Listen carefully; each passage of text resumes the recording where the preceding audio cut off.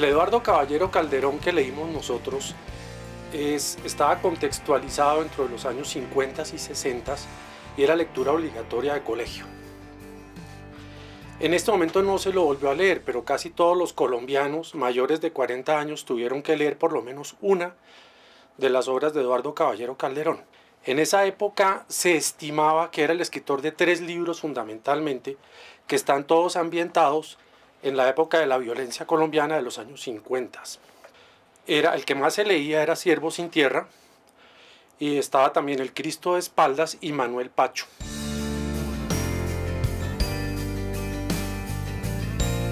Los jóvenes lo leen porque en el colegio forma parte del pensum escolar, en bachillerato.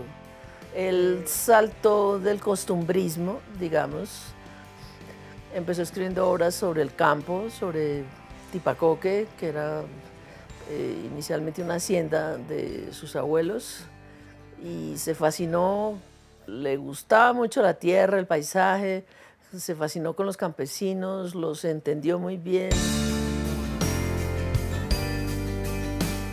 En el día de hoy, yo pienso que Caballero Calderón debe ser leído en un contexto diferente. ¿Por qué razón? El que nosotros leímos en esa época giraba todo alrededor de una problemática que se había inventado Jean-Paul Sartre, que era la problemática del escritor comprometido. Según Sartre, el escritor que no hacía denuncia social no era un verdadero escritor.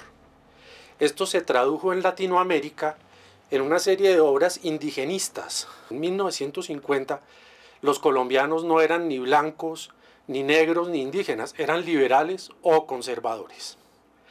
Este es el entorno en el cual se escriben las novelas de Caballero Calderón y nosotros las conocimos mucho menos por su valor literario que por el valor que tenían dentro del contexto histórico y social del país de la época.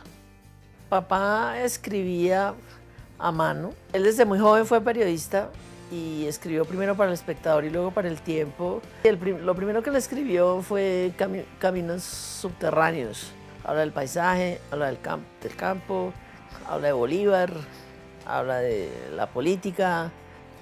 Releyendo hace poco El Cristo de espaldas, llegué a una conclusión que es una pequeña obra maestra perfecta. Es el retrato en un solo día de un pueblo cualquiera de Colombia durante los días de la violencia, y el lector desde el principio es llevado con una intensidad enorme a sentir el terror y la profunda angustia que era vivir en un pueblo colombiano en esa época. A mí me gusta mucho el último que escribió, que se llama Hablamientos y Pensadurías. Es un libro al desnudo, es un libro en el que se abre, se muestra, cuenta sus miedos, se pone al desnudo como escritor y como persona. Fue ensayista, fue cuentista, pero sin duda alguna su mayor importancia está dentro del mundo de la narrativa.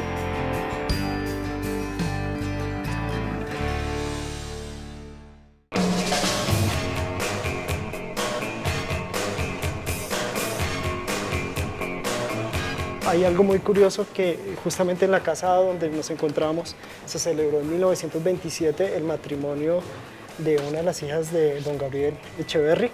Él ya había muerto. Él ya había muerto y curiosamente se levantó sobre el segundo piso un nivel a la altura del segundo nivel y se celebró un matrimonio que fue muy comentado por la sociedad bogotana durante la década de los años 20. Hugo, ¿y Lelage también diseñó todos los detalles de la carpintería? Sí, él se encargó absolutamente de todos los detalles. De hecho, para encargar los vitrales, él armó el diseño de la carpintería cuidadosamente, que cuando llegan los vitrales se ajustaran adecuadamente a la obra que él previamente había diseñado. Te invito a que veamos una nota sobre otro arquitecto que se dedica para la literatura, en este caso, Antonio Ungar.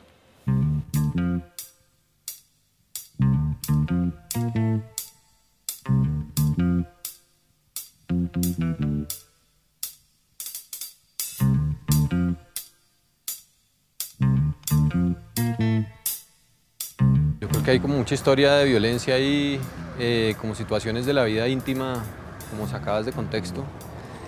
y hay un poquito de literatura fantástica también.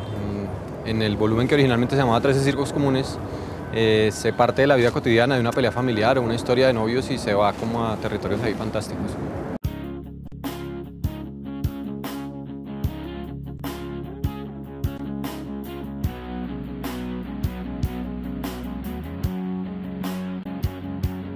Uno de los libros que se incluyen en este volumen se llamaba 13 circos comunes y eran, sí, como circos de la vida cotidiana. Entonces eran situaciones normales de la vida que podían ser vistas como circos.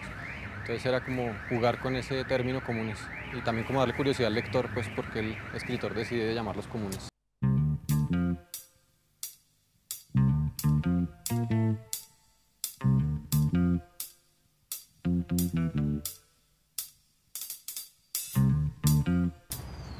Yo no escribo cuentos desde el 2001, o no publico, pues escribo cosas que guardo, porque el cuento exige una intensidad que ya no tengo, yo creo, o que no he vuelto a buscar, pues. Yo creo que el cuento necesita así mucha intensidad y como una concentración muy grande que yo creo que uno logra mejor cuando es pelado, como escribir con mucha más las tripas pues ahí puestas. Ahora escribo textos más largos y en donde la atención es como más diluida, pues.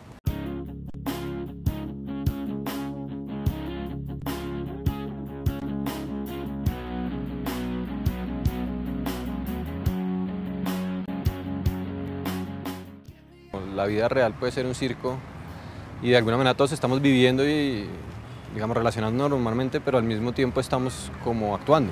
Es decir, también como que tenemos una imagen que la gente está mirando y estamos como actuando para una gradería imaginaria y al tiempo viviendo las situaciones reales.